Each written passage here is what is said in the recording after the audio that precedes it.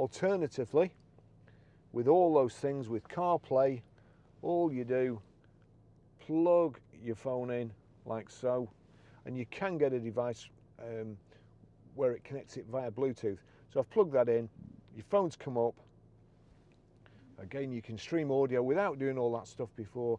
You can make calls, you can use Siri when you've got access to the internet, and you can just ask Siri to take you to wherever.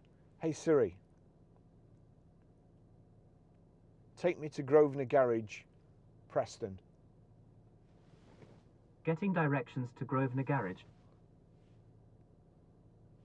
Grosvenor Garage car dealer. Click go. I mean, why, with Apple CarPlay these days, why there's any other system in here, I'll just never know, because you can just do anything.